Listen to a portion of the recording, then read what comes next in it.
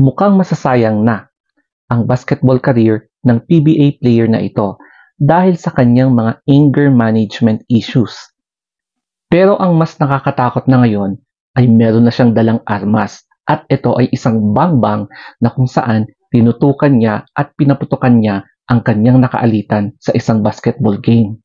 Nahaharap na ngayon sa kasong attempted murder ang isang PBA player at hindi lang siya.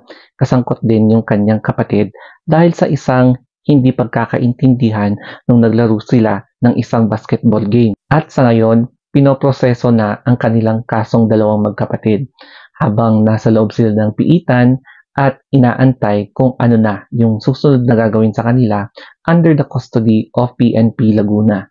Sa scene of the incident, so makikita nyo, after the game, medyo dito na nagsimula ang hindi pagkakaintindihan ng dalawang kampo na hudyat na magkainitan na sila. So nung hindi na-resolve ang pagkainitan ng dalawang kampo, mukhang naghabulan pa sila patungo sa kalsada. So dyan na mismo nangyari yung incident.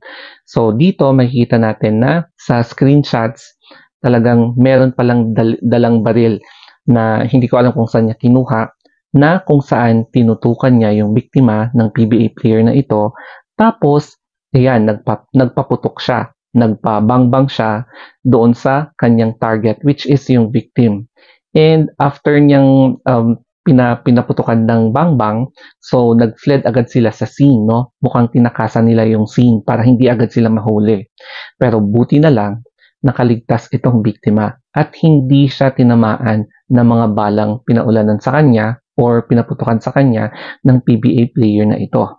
Mukhang galit na galit talaga yung ina ng biktima, kaya hindi nila iuurong yung kaso laban sa magkapatid dahil ang kasong isasampa talaga is attempted murder.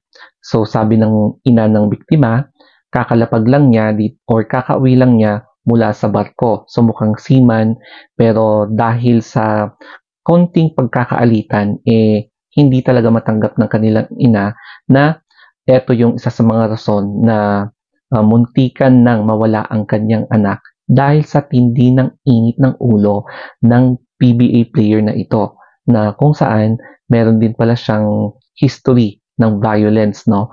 Tapos mukhang kilala din ng inang ito yung history ng PBA player, kaya galit na galit siya at talagang iper-pursue niya yung kaso laban sa magkapatid para daw matauhan sila at pagbayaran nila yung ginawa nila.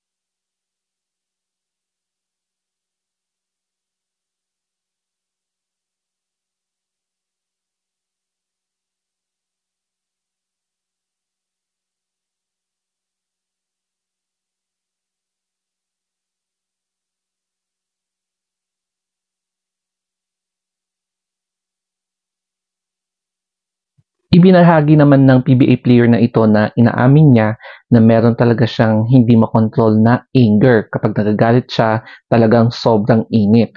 At ang isa sa mga nakikita ng remedy dito ay yung paglalaro niya ng basketball. Dahil kahit papaano, nadadivert yung kanyang init ng ulo sa paglalaro.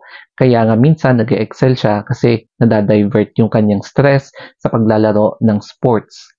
Pero sa ngayon, nasa loob na sila ng piitan at ngayon kasama na niya ang kanyang kapatid.